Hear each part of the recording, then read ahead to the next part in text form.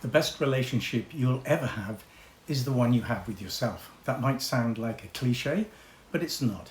It's a truth that runs deep, deeper than the validation you might be chasing from others, deeper than the opinions or judgments you fear, deeper even than the achievements you strive for.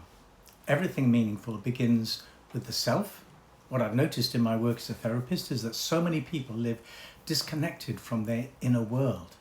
They've learned to focus outward on what other people think, what other people need, what roles they're expected to play. But in doing so, they've forgotten how to be in relationship with themselves, not just intellectually, but emotionally. They've lost touch with what they truly feel, need, or believe. And then something happens. Maybe a crisis, maybe a quiet breakdown, maybe just a persistent sense of emptiness. And they start to realize they've neglected the most important relationship of all. Building a relationship with yourself isn't about self-centeredness or being self-absorbed. It's about caring for your vital sense of self. Like any meaningful relationship, it needs regular contact. You can't have a deep relationship with someone you only speak to during a crisis. And yet, that's how many people treat their relationship with themselves. They only check in when they're anxious, maybe overwhelmed or falling apart. That's not enough. What does regular contact look like? Well, it looks like taking time every day to turn inwards, to ask, how am I feeling? What's going on for me right now? What do I need? These aren't dramatic, life-altering questions. They're quiet, steady, anchoring questions that ground us. They help you stay in touch with the emotional and psychological parts of yourself that are often drowned out by the noise of daily life. And when you check in and there's no clear answer, don't give up. That's normal. Many of us weren't taught how to name or trust our emotions, often because the feelings we carry come from childhood, where we learn to push emotions down, to keep quiet, to please others, have got in our way.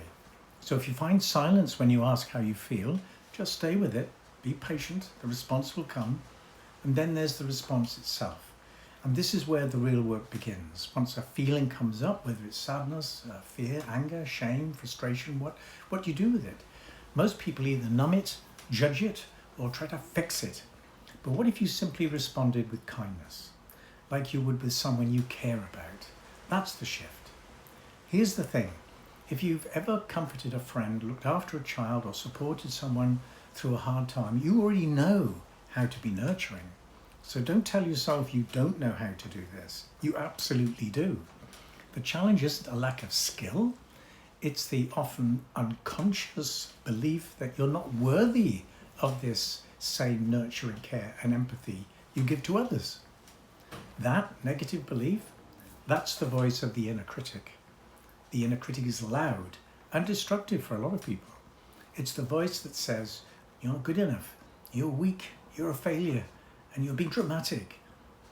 And when that voice dominates your internal world, your inner child, your most vulnerable emotional self starts to shut down. You begin to believe that your needs are too much, that your feelings don't matter, that you are somehow unlovable. But that's not the truth. That's a belief system shaped by earlier wounding experiences, often experiences where your emotions weren't met with empathy or understanding, and it becomes a habit. Listening to the inner critic, unfortunately, becomes automatic. Treating yourself like a burden becomes the norm. So if we're going to change anything, we have to interrupt that habit. And we do that by introducing a new voice, the voice of the inner nurturing parent. This part of you might not be fully formed yet. You may not have had it modeled for you. Maybe you didn't have parents who knew how to speak gently, listen carefully, or show consistent love. But that doesn't mean you can't develop that voice within yourself now.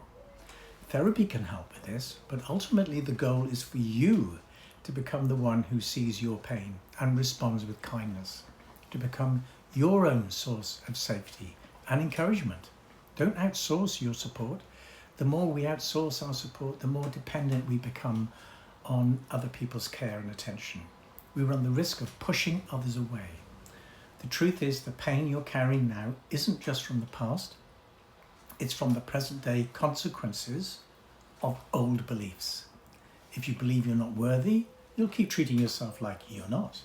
You'll continue to attract relationships or situations that confirm that negative belief. It becomes a self-perpetuating cycle. But that cycle can be broken. When you begin to notice the voice of your inner critic, challenge it. When you hear the old stories of shame or unworthiness, pause. Ask yourself, is this really true? Is that how I would speak to someone I love? Then respond, not with judgment, but with care and empathy, with understanding, with presence. Speak to the part of you that's hurting and truly listen. What you're doing here is rewiring your internal relationship. You're no longer letting the inner critic lead. You're stepping into a different kind of authority, one that's rooted in compassion, not control. And yes, sometimes that shift begins with a therapist modeling it, offering that safe, non-judgmental space. But the goal isn't to rely on your therapist forever. It's to learn from that experience and begin creating that nurturing space within yourself. One last thing, when people feel stuck in negative beliefs, they often isolate themselves, they retreat, they disappear. But that isolation only deepens the wound. What's really needed is connection, not just with others, but within yourself. Reconnection, a return to the self. Because when you have a solid, loving relationship with yourself, you're no longer at the mercy of others' opinions. You're no longer chasing validation. You become your own anchor. That's the work. That's the invitation. And it starts now with you. And if you'd like help developing your inner nurturing parent, get in touch.